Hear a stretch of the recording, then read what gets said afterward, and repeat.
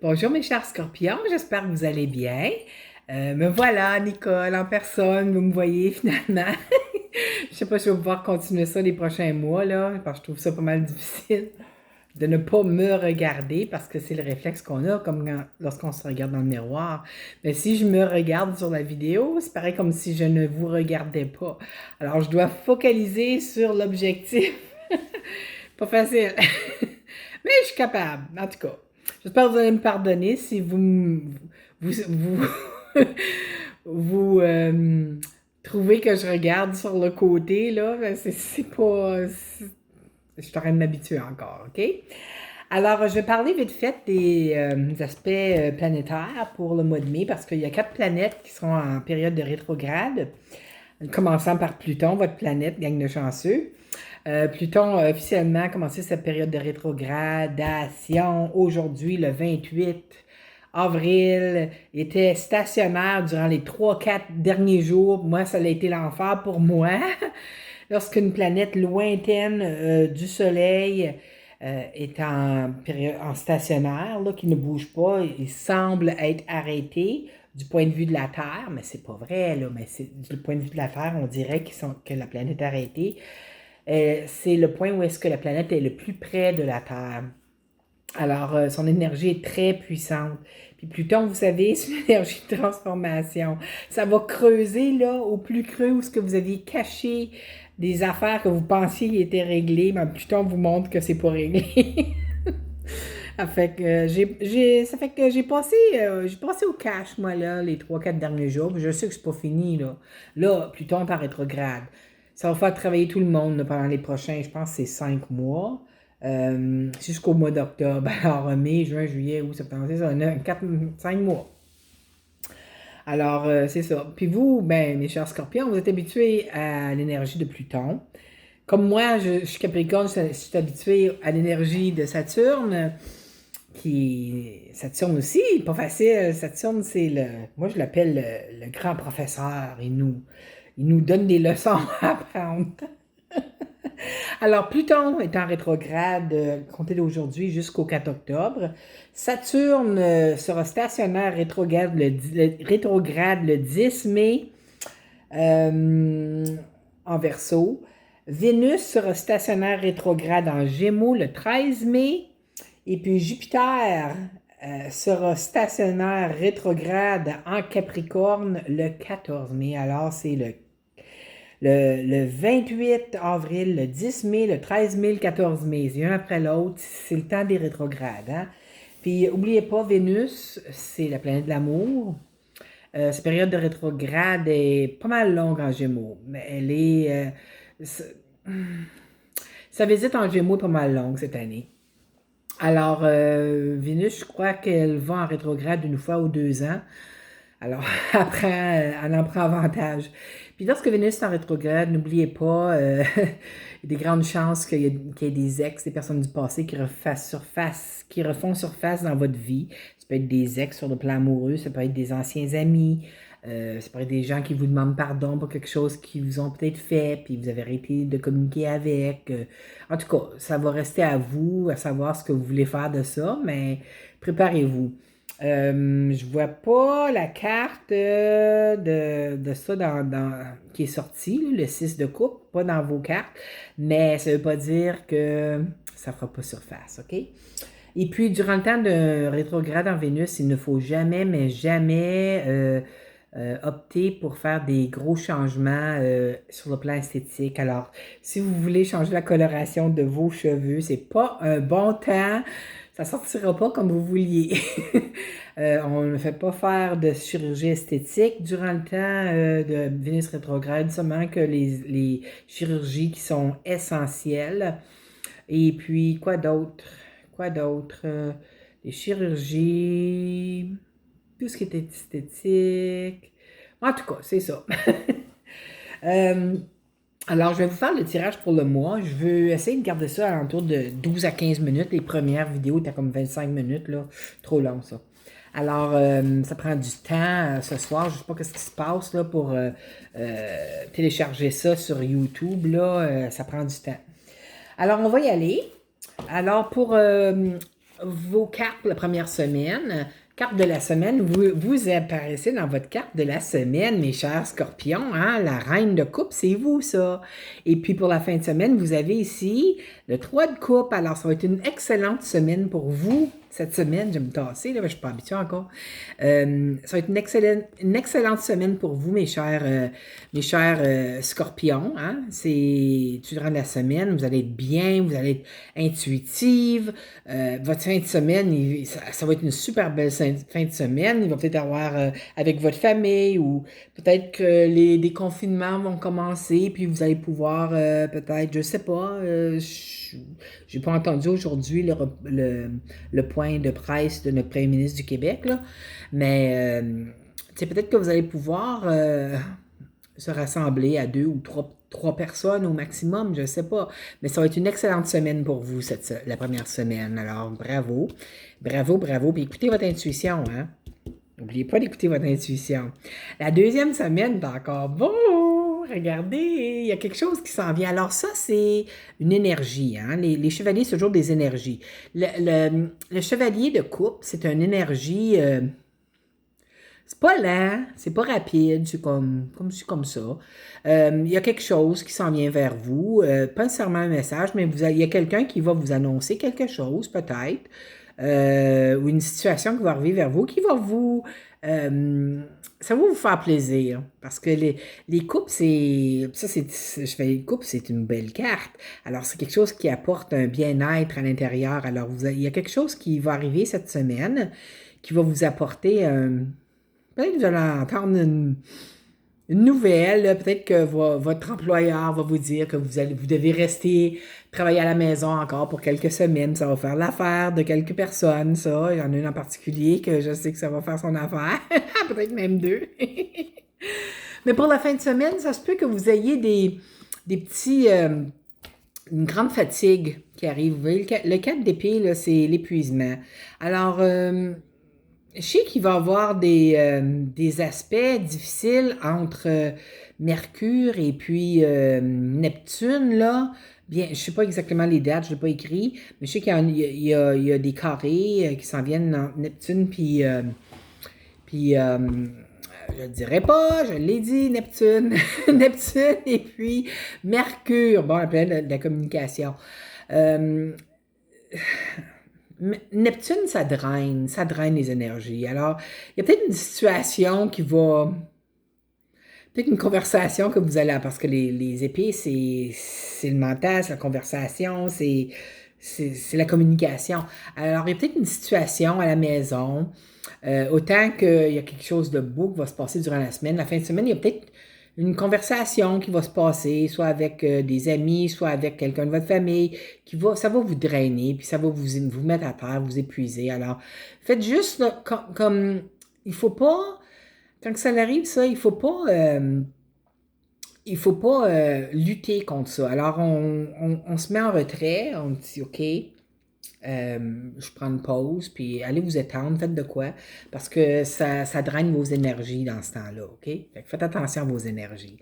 La troisième semaine du mois de mai, je pense que vous allez décider de mettre quelque chose en arrière, comme il y a peut-être quelque chose qui vous tracassait, puis vous allez décider de vous en débarrasser, vous en départir de ça. L'ensemble est en train de m'emboucaner comme il faut. J'ai besoin de me faire purifier. Alors, vous avez le 8 de coupe. Le 8 de coupe, ça représente mettre une situation qui était très... que ça vous tracassait sur le plan émotionnel, là.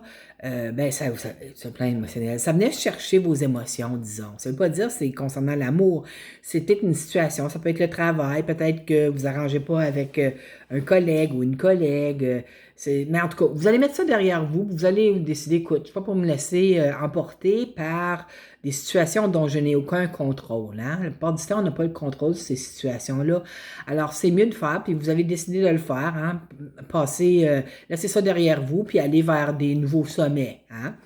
Et puis, j'ai l'impression que c'est peut-être au travail, parce que c'est supposé être la carte de la fin de semaine, ça, le roi de bâton, à moins que vous ayez quelqu'un qui est un signe de feu, soit Bélier, Lion ou bien Sagittaire dans votre entourage. Peut-être que c'est votre conjoint, peut-être c'est vous aussi, parce que même si c'est un roi, si vous êtes une femme, c'est un tirage général, alors ça peut vous représenter si vous avez un ascendant signe de feu ou une lune en signe de feu.